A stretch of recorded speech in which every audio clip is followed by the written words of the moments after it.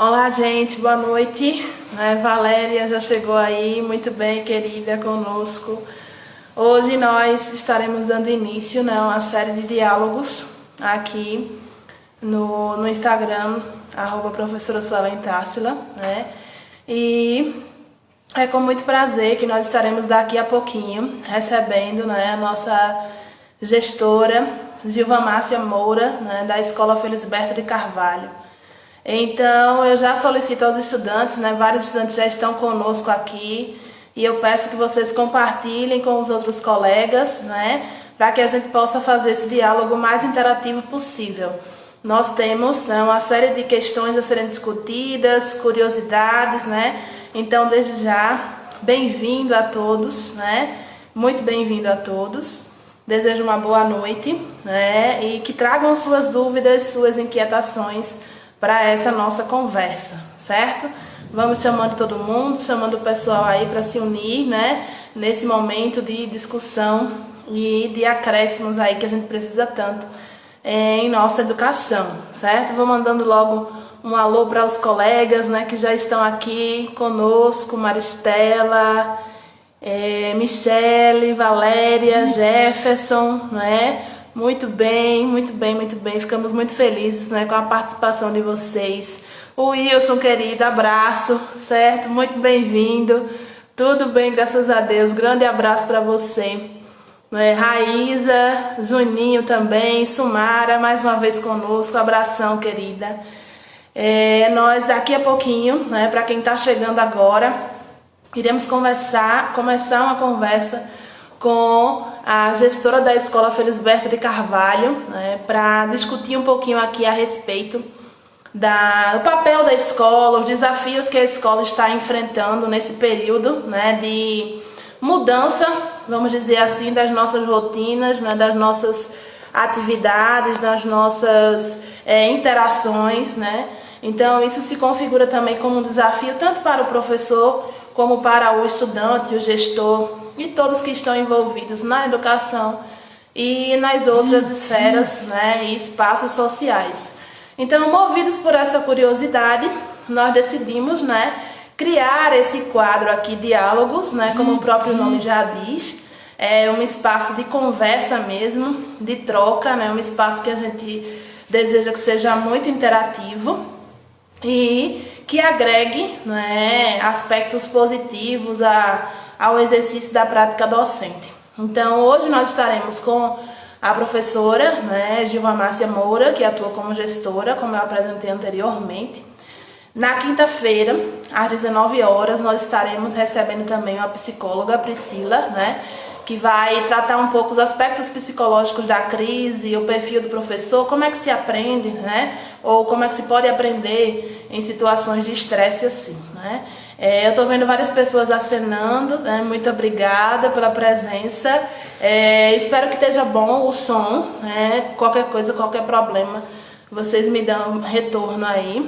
É a nossa primeira live com convidados aqui no nosso Instagram, Então a gente fica nervoso na expectativa aí de que tudo ocorra muito bem, Então vamos chamando aí o pessoal. Tô vendo que várias pessoas estão chegando, para essa nossa conversa, certo?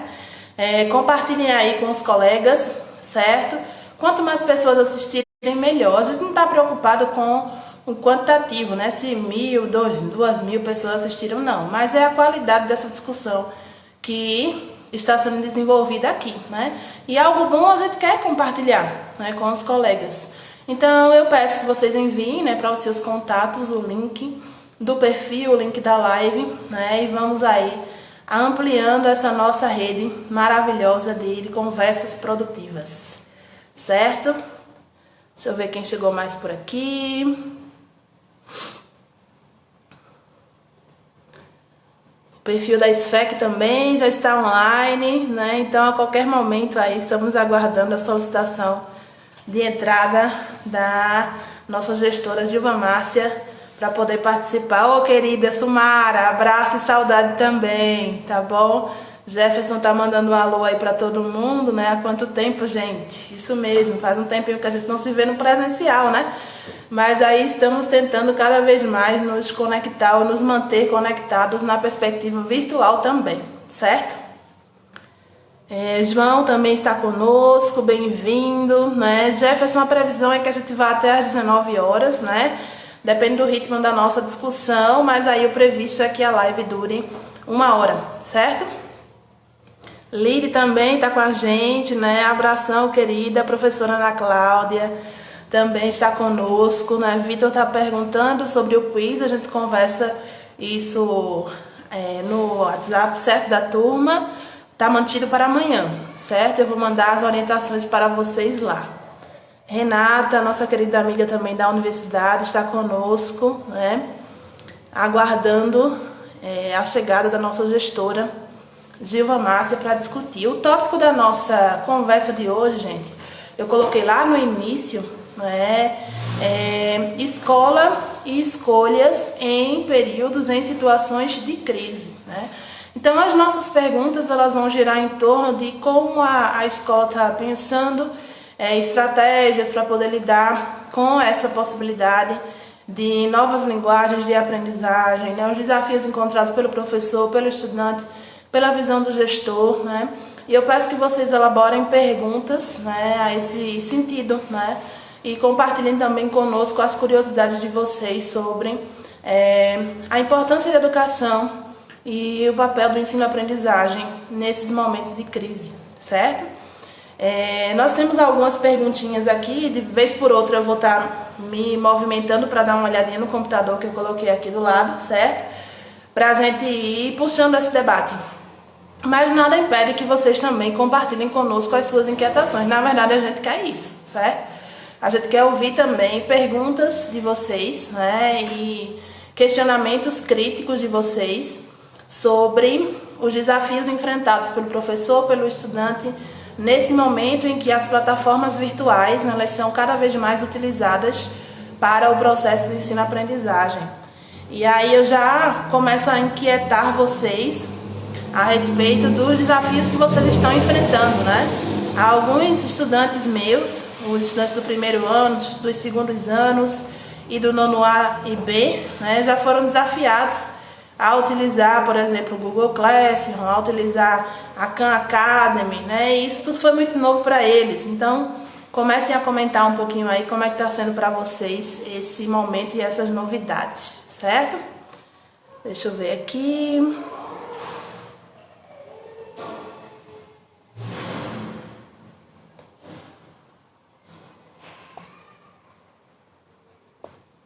Josi também está conosco, muito bem. Juliana, né? Clécia, nossa coordenadora, muito bem, né? Elzira, Clara, Nádia, né? Uma amiga também argentina, cientista, pesquisadora, está conosco, né? Michelle está aqui falando que Gil solicitou, mas ainda não aceitou. Não apareceu para a gente a solicitação ainda. Por gentileza, envia novamente, tá bom? Que a gente verifica aqui.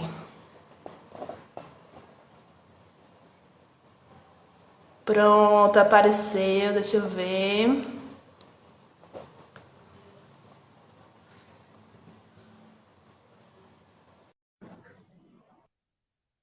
Aguardando a comunicação aí, o professor Itamar também está conosco, né? Muito bem-vindo. Outros colegas também, que agora eu já não estou conseguindo mais visualizar aqui, que já passou lá em cima, né? Estamos aguardando aí a conexão, já aceitei a solicitação, certo, do perfil. E agora vamos ver se a rede, a internet nos ajuda aí a conectar, certo? Olá, querida Luana, muito bem-vinda. Chama os colegas lá do nono ano B para assistir também com a gente, certo? Estamos aguardando aqui a conexão funcionar. Já aceitamos a solicitação da SFEC, né? Estamos agora só esperando aí a rede nos ajudar nesse sentido. Aparecendo aqui, aguardando SFEC.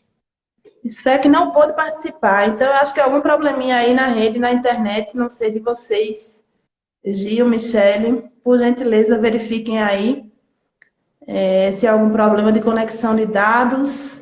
Eu já fiz aqui tudo que era permitido para aceitar a conversa, mas aí não apareceu para vocês, né? Nossa querida Andressa Rodrigues, professora, formadora, pesquisadora no ensino de ciência, está conosco, né? Muito bem-vinda, querida. Chegou mais uma vez aqui a solicitação. Estou adicionando novamente. Estamos aguardando aqui, apareceu aguardando SFEC, né? Vamos tentar de novo. Acho que vai dar certo. Ei, conseguimos! Boa noite, Gil! Infelizmente a internet tem essas coisas, né? É verdade. Estamos ao vivo, então tudo é possível acontecer. Mas vamos ao nosso bate-papo. Boa noite aí ao pessoal da SFEC, boa noite aos amigos e colegas de profissão. Boa noite. Boa noite. Agora, aproveitando, né, que Gil já está conectada, vou fazer a apresentação rapidinho das qualificações dela, né? Atua como gestora na Escola Felisberto de Carvalho. E quem não segue ainda, né, siga @SFEC, né, que é o perfil da nossa escola. Ela também é licenciada em História, especialista em ensino de História, né, especialista em Gestão e Coordenação e bacharelando em Direito. Então, a bagagem é grande, com as experiências aí no exercício da docência, e nós já agradecemos a sua participação, né, e as contribuições que eu sei que você vai deixar, que são muito significativas, certo? Eu já expliquei para o pessoal um pouquinho do nosso tema de hoje, né? Que é escola e escolhas em tempos de crise, né? Eu vou estar me virando um pouquinho às vezes, que é para olhar aqui o computador, né? Com aquelas perguntinhas que a gente pensou para esse momento, né?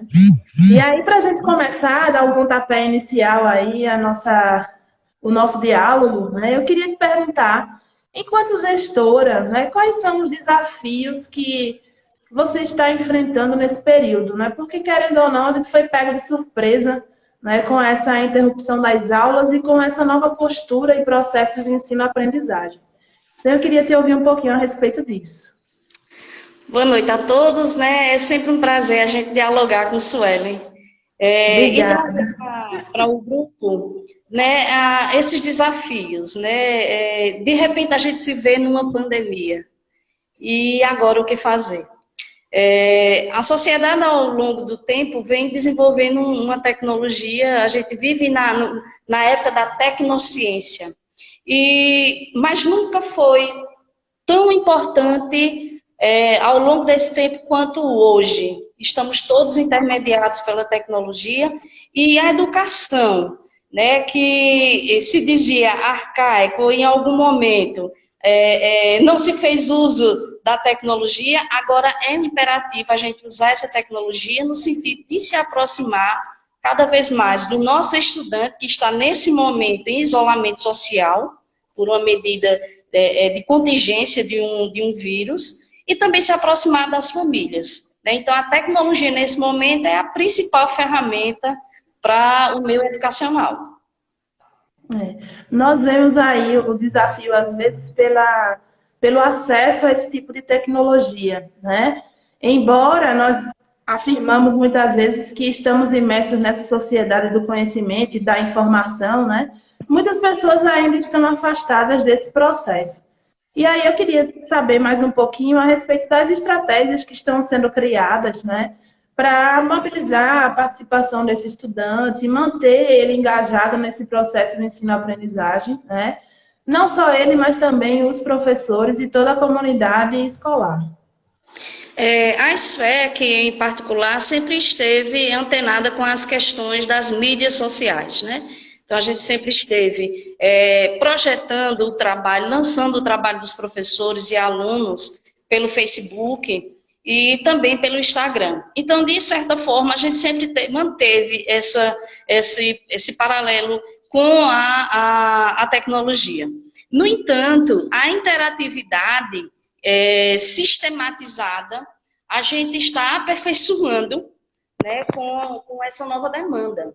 Então, a gente tem se valido de ferramentas do Google, como é o caso do Classroom, onde os professores estão em sala de aula, em atividades online, e ali por esse portal começa a postar atividades e esse aluno ele está chegando.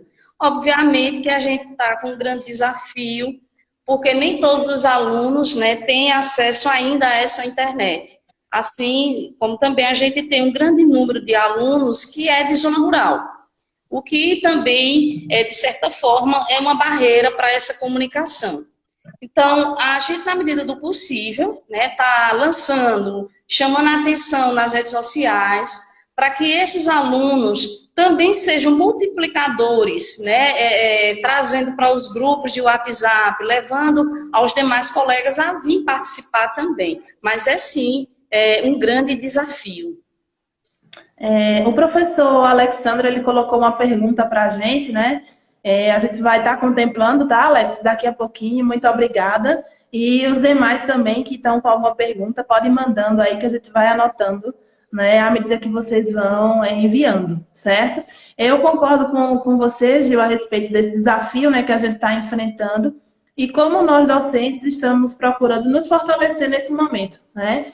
Que, querendo ou não, também é um desafio para a prática desse professor, né?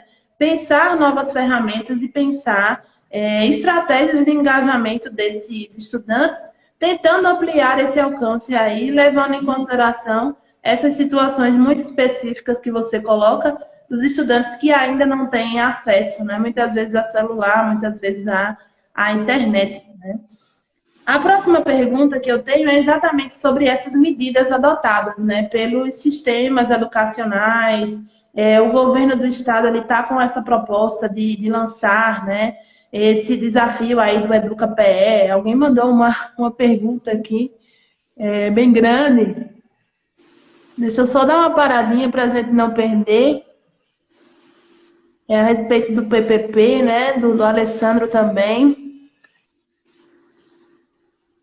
Que políticas são implementadas para esse momento, né? Pelo que eu entendi, de um modo geral, ele está perguntando, né, quais são os aspectos políticos, né, que a escola ela tem que contemplar nesse momento. Então, daqui a pouquinho a gente já traz.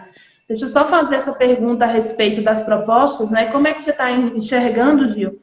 Qual a sua percepção a respeito dessas medidas, né, que estão sendo adotadas pelos sistemas educacionais, não só de Pernambuco, né, mas de outros sistemas também, para tentar gerenciar do modo mais tranquilo, entre aspas, se é que há tranquilidade para gerenciar tudo isso, né, em meio à crise. Então, a gente está percebendo diversas estratégias, né, das redes para poder manter esse estudante em contato com os objetos de conhecimento.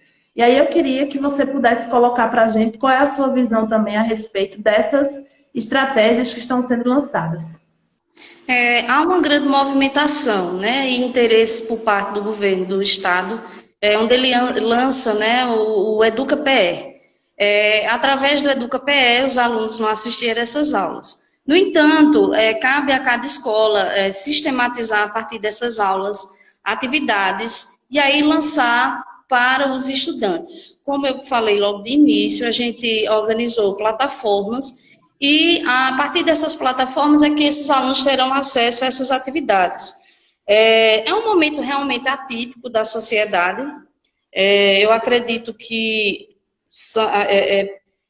ao longo da história a gente não vê grande isolamento assim no sentido do Brasil. Nós passamos por algumas epidemias, né, como foi o caso da febre amarela, né, a peste bubônica, aqui especificamente em 1902 no Rio de Janeiro, e que houve também, né, essa movimentação no sentido de que trazia naquele momento de forma bastante truculenta para a sociedade, através do então Oswaldo Cruz, uma vacinação da população. Né? E a gente vê que foram medidas truculentas, né, em que a sociedade praticamente não houve adesão, né? Parte daí veio uma revolta que é chamada Revolta da Vacina. No contexto atual, a gente está percebendo uma adesão da população e um entendimento, né, da situação atual, a partir de um processo de conscientização também pela mídia. Né? Então, eu vejo, sim, uma adesão dos alunos, né? Muitos têm nos procurado, têm acessado o EducaPE, têm acessado também as plataformas que a escola vem lançando, assim como também através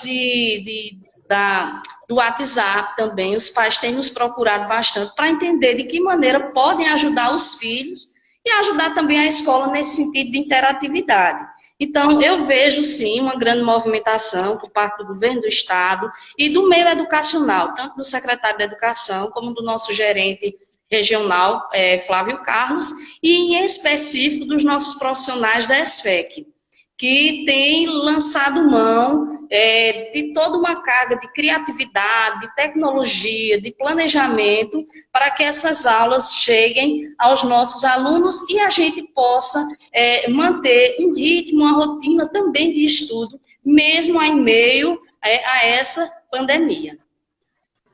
Ótimo, Gil. Contemplando agora a pergunta, né, que o nosso colega, professor também da rede, né, Alessandro, coloca.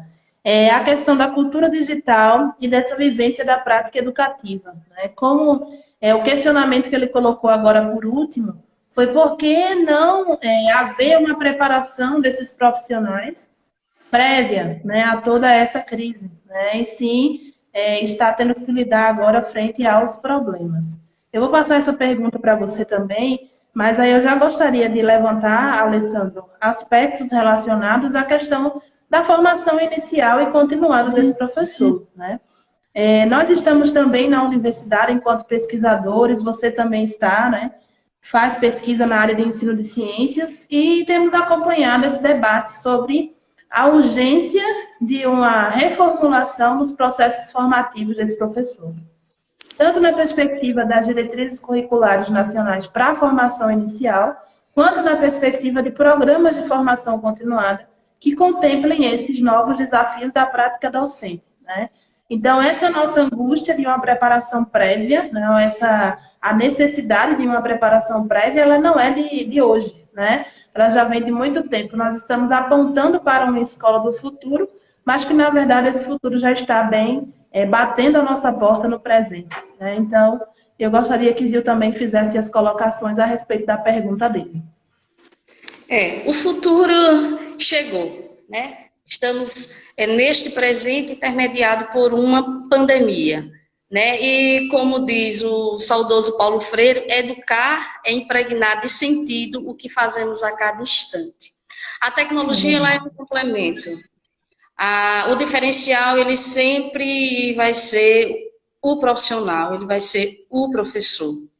Né? A tecnologia será mais uma ferramenta. Obviamente que precisamos, né, trabalhar ainda mais, né, capacitar, né, também, mais especificamente no uso dessa tecnologia, a miúde mesmo. A gente já tem isso dentro do projeto político-pedagógico da escola, que a gente vem discutindo a cada ano, e trazendo também a importância da tecnologia no chão da ESFEC.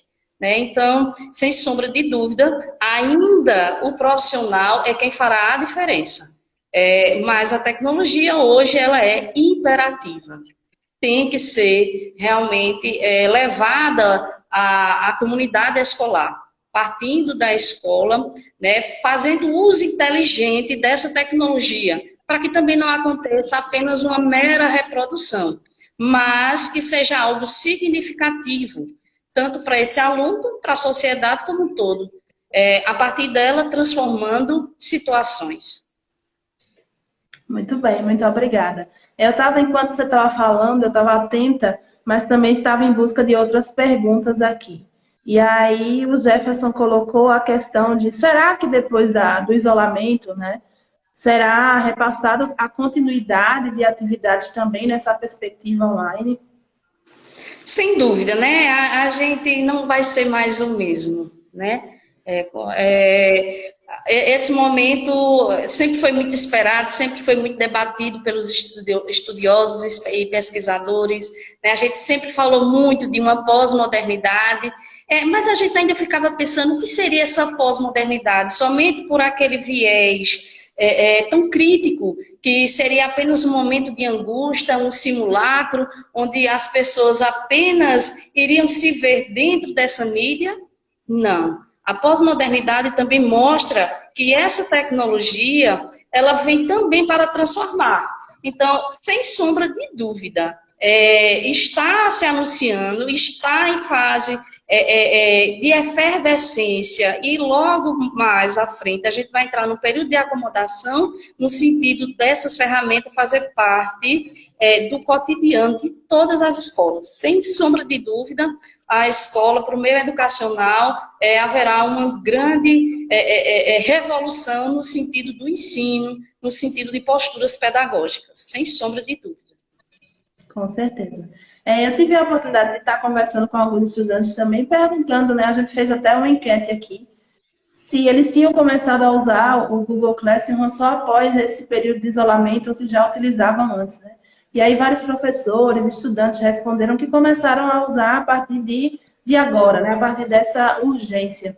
Mas eu concordo também com essa questão que você coloca sobre a continuidade desse processo, né? Eu acho que em todas as situações a gente consegue ter um aprendizado a respeito. E para os nossos estudantes, eu acho que o grande aprendizado que está ficando, né, nesse período é a possibilidade que ele tem de utilizar os recursos para o processo de ensino-aprendizagem, né? A gente via muito antes o uso do celular, por exemplo, apenas para jogos, né? Outros aplicativos de redes sociais, né? E coisas mais assim para o lazer.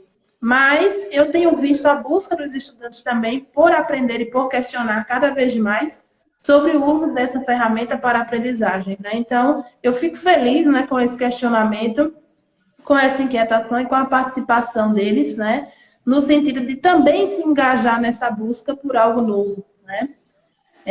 Dando continuidade, vamos lá agora mexer um pouquinho com a professora de História, né? Você já trouxe alguns aspectos aí, falou da revolta da vacina, alguns tópicos, né, sobre marcos históricos que nós vivenciamos com outras crises, né, a partir de outras crises.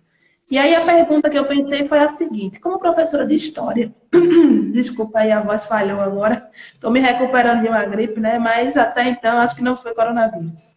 Amém. Como professora de História, quais são os elementos históricos e sociais a serem destacados como marcantes para esse período de pandemia? Aí eu te peço um recorte nesse momento, né, e também pós-pandemia, apesar de você já ter contemplado vários desses aspectos na sua fala também.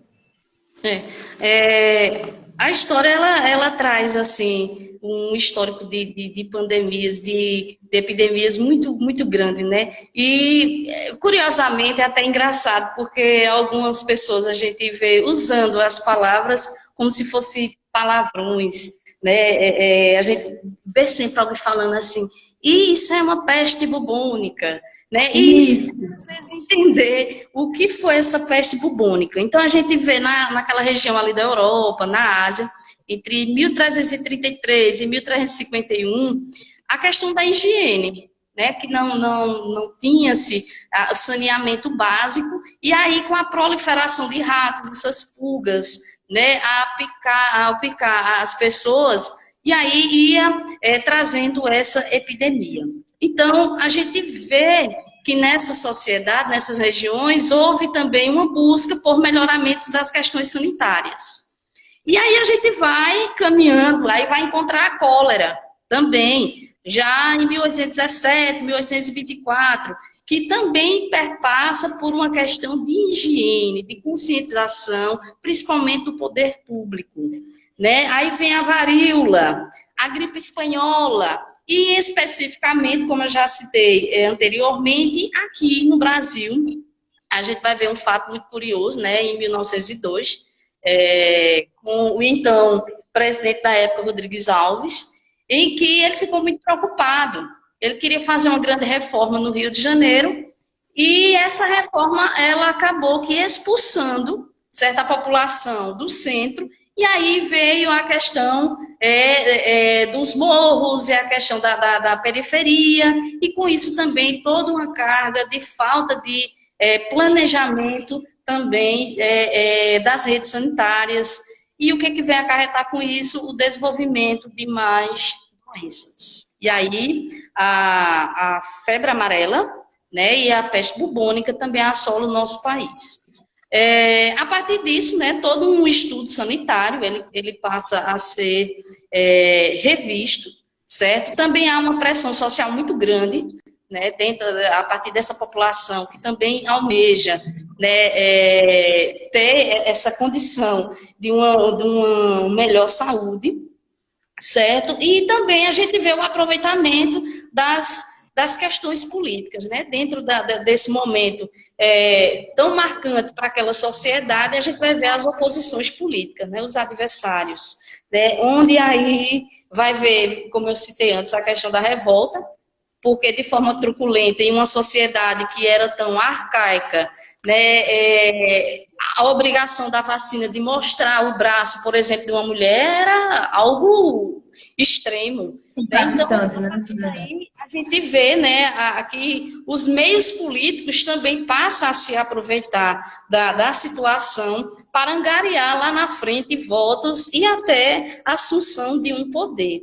Então, a gente vê muito isso ainda, né, de uma forma demagógica que foi posta na época, mas que também obtiveram frutos, né, com Oswaldo Cruz, que aí veio o desenvolvimento da vacina e tantas as outras coisas que a gente ainda carece, mas que, no entanto, houve essa transformação também social, o que não deixa de acontecer atualmente, onde a gente vê os países aí se movimentando, para que haja uma nova situação, para que encontre, quiçá, uma cura, certo? E, sem sombra de dúvida, uma mudança histórico, social e cultural dessas pessoas. Assim como a questão da higiene, né? A questão do lavar a mão, ela é histórica. Né? A gente remete aqui ao Brasil à época quando chegou a Dom João não era muito adepto do banho. Né? E isso, ainda hoje a gente vê essa questão do lavar as mãos, né? Por ser um país tão quente como o nosso, a gente toma muito banho, mas o lavar as mãos ainda é uma questão que precisa ser educada, que é o que a gente está fazendo hoje, né? Tamanha a importância de lavar as mãos. Perfeito, Gil. Na sua fala aí, apareceram alguns aspectos, né, principalmente sociais. E aí a gente levanta até a discussão das pessoas, né, que estão em vulnerabilidade. Muitas vezes se fala sobre a questão da higienização, né, da limpeza, mas no nosso país ainda vivemos uma crise grande, né, com relação à estrutura das comunidades, né, principalmente as comunidades mais afastadas dos grandes centros, que são muitas vezes, né, deixadas de lado e não tratadas com tanto acesso a essa saúde, essa qualidade, né? Então, esse aspecto histórico do lavar as mãos, do banho, né, que para nós é algo corriqueiro, né, vamos dizer assim, mas para algumas pessoas ainda é algo muito difícil, né, de ser acessado. Eu acho que toda essa pandemia, toda essa crise, né, ela traz à tona todos esses problemas sociais que nós já estávamos vivendo e que, de alguma forma, o nosso olhar ele acabou se familiarizando e naturalizando esses problemas. Né? Então, frente a uma crise, nós somos questionados a rever os nossos conceitos de sociedade, a rever as relações que são feitas, né? A rever o papel, inclusive, dos governos na oferta de educação, de saúde, de qualidade, né, para todos, e incluindo aí as pessoas nesse processo, para que cada vez mais a gente diminua essas diferenças. Embora a gente viva em um modelo de sociedade, de economia, que muitas vezes priorize, né, a definição dessas diferenças. Clécia mandou uma pergunta aqui, eu vou voltar um pouquinho. Como democratizar o ensino-aprendizagem? Deixa eu ver. A pergunta de Clécia, nossa professora e coordenadora também na SFEC. Como democratizar o ensino-aprendizagem no período de reclusão? através de um esforço conjunto, né? E a gente vê ainda um grande desafio, Clécia. Você tem vivido conosco, tem vivenciado a nossa angústia também com relação a lançar, né, a esses alunos e a pescar mesmo esse aluno que ainda não tem acesso à internet. A gente ainda tem uma comunidade precária no sentido de internet, no sentido de acesso a essa tecnologia. Políticas públicas, né?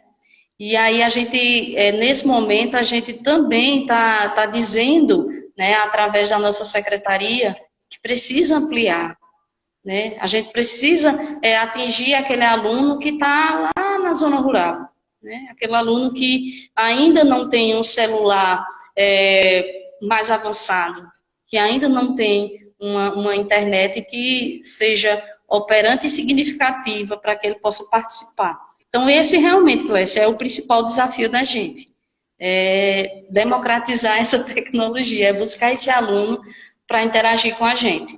Mas estamos fazendo também grandes avanços, né? Eu repito, a ESFEC, ela incansavelmente, ela tem buscado essa tecnologia e chegar junto do aluno também através dela. Exatamente. E além da democratização, eu coloco o desafio da universalização também, né? Dessa educação. A gente tem desde a LDB, nesses termos aparecem como uma necessidade, né? Universalizar para alcançar a todos, democratizar para alcançar a todos. E por ver muitas pessoas com acesso, né, à tecnologia, celular, internet, a gente acaba caindo na ilusão de que todos têm acesso a isso, né? Mas situações como essa nos levam a refletir mais uma vez de que nem todos estão incluídos ainda nesse processo, né, de inovação ou renovação tecnológica. Então, que fique aí, né, o toque, né, para os responsáveis, né, colocando todos nesse processo, de que é necessário renovar também o acesso das pessoas a essa tecnologia, né? Se eu quero que mais e mais esse conhecimento ele seja difundido, eu preciso garantir meios de comunicação eficientes para todos, né? Uma pergunta aqui da Vivi Santana: essa pandemia do Covid pode ser considerada a mais desastrosa historicamente, né? Olha, não pelos números, né? Que a gente, graças a Deus, ainda não avançou, como a gente vai ver números aqui exorbitantes em outras epidemias. No entanto, houve também uma movimentação muito grande, né, dos países, né, dos seus chefes de Estado, para que houvesse essa contingência. Né? Mas, em termos assim, mundial, sim. Em números, ainda não. E espero que não. Também espero, apesar de que a gente ainda não tem a visão macro de tudo isso, né? Está tudo acontecendo, né? Então, de fato, essa pergunta da Vivi, ela é muito, muito pertinente, mas a gente só vai conseguir responder isso mais efetivamente depois que passarmos, né, por essa crise. O professor Itamar também colocou uma pergunta aqui, né, sobre a permanência da utilização desses meios digitais, né, e da oficialização do Estado, né, para a utilização desse Google Classroom. Eu entendo pela pergunta dele se, na realidade, existe a ideia de manter o uso, né, desse mecanismo. Caso eu tenha compreendido errado, Itamar, você pode colocar aí nos comentários, certo? Mas eu entendo que a pergunta dele caminha por esse sentido. A permanência do uso, né, e a oficialização do uso do Classroom de modo mais permanente, posteriormente ao período do isolamento. No momento, a gente está vivenciando apenas atividades não presenciais, né? Ainda não é uma plataforma organizada, ainda não se caracteriza um estudo em EAD, por exemplo. Mas eu acredito que seja, sim, um embrião, né? Mas nada nos foi passado com relação a isso. Né? Eu vejo mais uma preocupação mesmo emergencial para que esse aluno ele pudesse continuar ainda com seus estudos, ainda alimentando o seu conhecimento. Mas possivelmente pode sim chegar a ser bem mais sistematizada e eu acredito que também será um grande ganho, Itamar, para a educação, sem sombra de dúvida. Ótimo. Clécia comentou aqui, corroborando a questão, né, do fortalecimento de políticas públicas e parabenizando aí a colocação. Muito obrigada, querida. Obrigada também ao professor Itamar pela pergunta, né, e participação. Outra estudante colocou aqui também a questão da continuidade, né, do uso dessas mídias, né, para o processo de ensino-aprendizagem, já foi contemplado aí também na pergunta que o Jefferson tinha feito e agora também que a Gil já contemplou. Vamos dar continuidade aqui para a lista de perguntas que a gente tinha pensado, né, enquanto os colegas também vão mandando aí outras, né. Com relação ao seu tempo de atuação, né, na educação, acho que você já vem aí de uma estrada, né, longa, né, com a vasta experiência em educação e tem enfrentado não só esse, como outros desafios também. Então, a pergunta é, levando em consideração todas essas suas experiências, você acredita que estaríamos vivendo, né, um novo paradigma educacional ou uma virada educacional, uma transformação educacional, frente a tudo que estamos enfrentando? E aí a gente sai um pouquinho apenas da perspectiva do uso das tecnologias, mas amplia esse leque aí para um olhar mais macro de toda a educação. É vasta experiência, no fim, né? A educação é todo dia. Eu estou na educação há 20 anos, como professora, e depois como gestora adjunta e atualmente como gestora administrativa. É um desafio. Educação é todo dia. Não existe a mesma educação de há 20 anos. Esse aluno hipotético que um dia alguém meio que utopicamente idealizou, né? Não existe a mesma educação. A gente está a cada dia se movendo, transformando. E eu vejo, sim, que há novas configurações que está aí nos cutucando, né?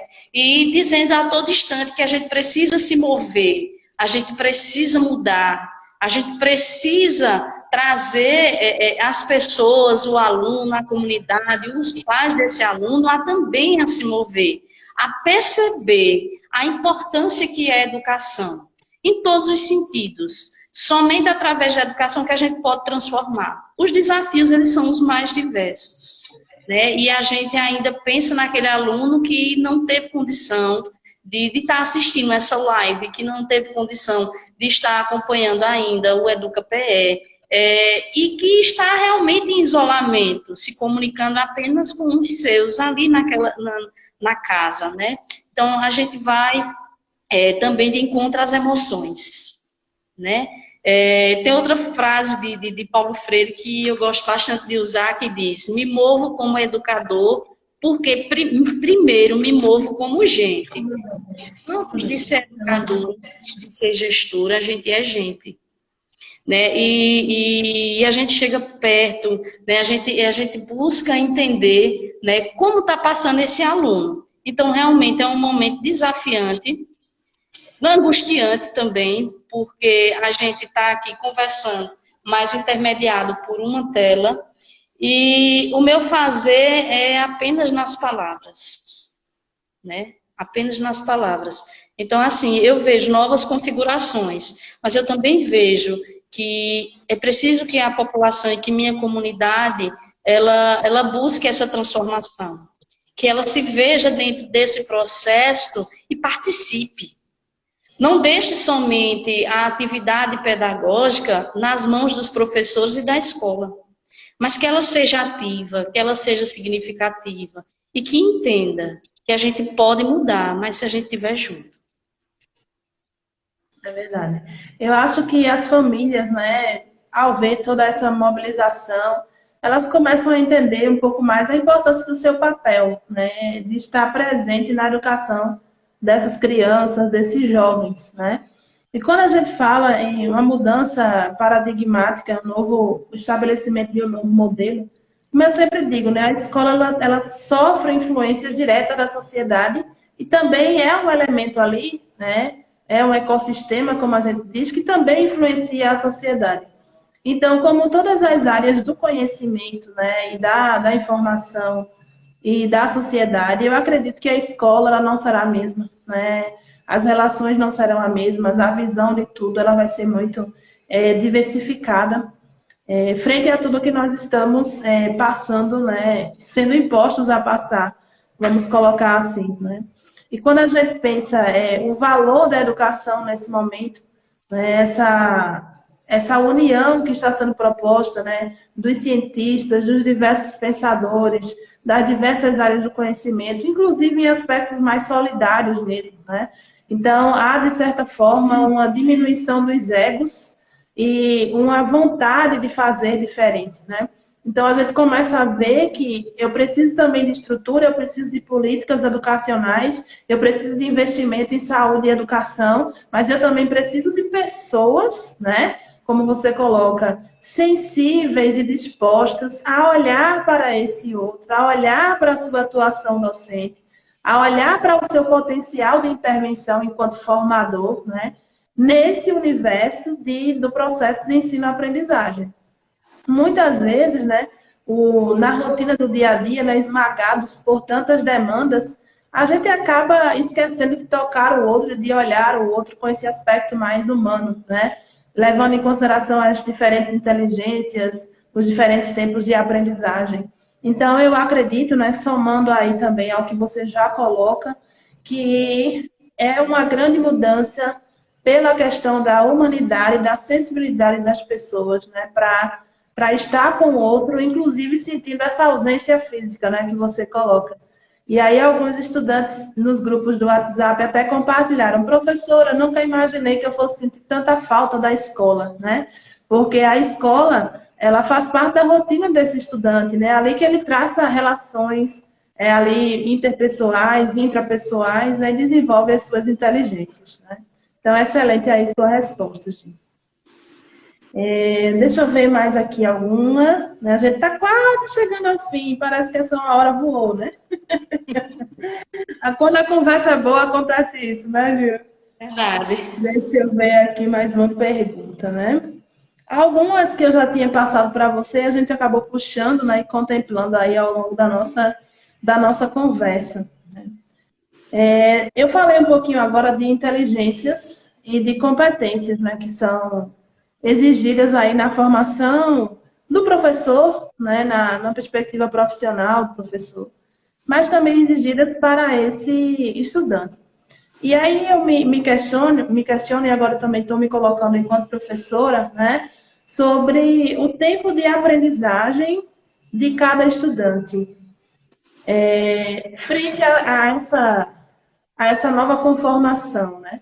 E aí eu te pergunto, será que esses tempos de aprendizagem, será que essas diferentes habilidades, elas podem ser valorizadas nesse contexto de uma educação mais virtual? Sem dúvida, né? A gente está a todo instante aprendendo. É o que a gente chama um pouco também de currículo oculto. A gente está aqui e acolá aprendendo e a gente traz toda essa bagagem para dentro da sala de aula de um modo mais tradicional. A gente tenta sistematizar. Então, ao mesmo tempo que a gente vê a tecnologia com tanta informação, a gente também está vendo agora a dificuldade de muitos de nós usar essa tecnologia no sentido de ferramenta de educação mesmo. A gente viu muito aluno nos procurando, porque sabe usar a rede social, ele sabe até gravar um vídeo, mas atividades mais sistematizadas dentro dessa tecnologia, a gente está vendo essa dificuldade. Sem sombra de dúvida, né, esse tempo pedagógico, né, essas vivências da educação, esse conhecimento, ele deve ser aproveitado, ele deve ser sistematizado, ele deve ser contextualizado, até mesmo para fazer sentido ao aluno. Né? Você vai assistir uma aula, mas você não sabe para que ela vai servir. Né? Por que eu vou ter que discutir a chegada dos portugueses no Brasil? Se já passou isso. Né? Então, o aluno ele precisa sentir o porquê das coisas, o sentido das coisas. Então, esse momento, ele é muito importante para também levar a reflexão de cada educador, de cada um de nós para ressignificar a sua prática pedagógica, né, e dar sentido. Né? Ninguém mais está aqui para assistir uma aula e dizer, ó, a professora é muito inteligente, mas eu não aprendi nada. Né? Eu trouxe um conhecimento que eu vi na internet, eu trouxe um conhecimento que eu peguei na rua, que eu conversei com meus pais, com meus avós, e o professor ele não contextualizou, né? Ele não direcionou. Né? Então, esse é o nosso papel. Eu não vejo, há algum tempo, a gente via grandes discussões e ainda percebe alguns colegas com esse medo absurdo de ser substituído pela tecnologia. Eu não vejo isso. Né? Nós faremos a diferença. E isso está nítido agora, né? Com toda essa carga aí de conhecimento, com toda essa tecnologia ao dispor, mas a gente é quem está fazendo a diferença. O profissional da educação, ele é aquele que vai ressignificar cada dia a sua prática mediante esses desafios e trazer para si, né, essa responsabilidade, né, de entender que nós não seremos substituídos, muito pelo contrário, né, nós é quem iremos fazer essa diferença. Certo, excelente, Gil. Eu estava anotando aqui alguns aspectos, né, da sua fala, por exemplo, os objetivos para os processos de aprendizagem precisam estar muito claros, né? Da mesma forma como a gente se esforça no ambiente presencial, né, para fazer aquele diálogo, apresentar para os estudantes o objetivo e ele entender de modo crítico qual é o papel dele na escola, eu acho que a gente também deve trazer isso para o ambiente virtual, né? E não, como você já colocou também, colocar as atividades, né, como apenas para cumprimento de uma solicitação, né, mas que a gente entenda que aquela atividade ela tem um potencial para a aprendizagem daquele estudante. E aí eu também chamo a atenção dos estudantes para a corresponsabilidade, né? Muitas vezes, quando nós passamos atividades na perspectiva presencial, o estudante não faz, não responde, né, pede a dilatação de um prazo, ou não entende muito bem a proposta, mas muitas vezes ele não se coloca, né, como sujeito também autônomo da sua busca, né, no processo de ensino-aprendizagem e repassa essa responsabilidade para o professor. Então, agora, nesses ambientes, né, a gente tem percebido que, na verdade, o trabalho educativo, né, o trabalho formativo, ele é uma via de mão dupla, né? Eu não consigo ensinar a quem não deseja aprender. E eu não consigo também me colocar na perspectiva de mediador se aquele sujeito ele não me der o retorno. Né? Então, nossos queridos estudantes que estão aí acompanhando essa nossa conversa, esse nosso diálogo, né, assumam também a responsabilidade de participar nesse momento, né, de responder às questões, de ser um sujeito que propõe, né, ao professor também inovações. Nós temos visto alguns estudantes, né, ao responderem às atividades, eles postam aqui nas redes, marcam o perfil da escola, marcam o nosso perfil, né? E a gente muito se alegra em ver que eles também estão se esforçando para, no meio de tantas questões, inclusive psicológicas, né, estar também dando ritmo a esse estudo. Fazendo um link aí com a questão psicológica, eu vou trazer a pergunta que Michele fez, né? O que será possível fazer pós-Covid para apoiar a comunidade escolar psicologicamente? Primeiro a gente lembra que a gente não pode tratar com extremismos, né? A gente está num momento atípico, sim. Porém, a gente precisa se ver, né? A gente precisa se darem as mãos, né? A gente precisa um do outro. Nunca foi tão importante como está latente agora o outro, né? A gente, me parece que a gente estava num certo isolamento, né? Vivendo no mesmo espaço, mas em isolamento. E agora que a gente está num isolamento que foi incentivado e que a gente permanece incentivando ele, a gente está sentindo a necessidade do outro. Então, a partir dessa, né, sem sombra de dúvida, a escola, junto com os profissionais, vai se organizar e aí para um grande retorno. Né? É isso que a gente está esperando. Né, abraçar esse aluno, abraçar a comunidade, né, estarmos juntos e dizer a você que vai melhorar.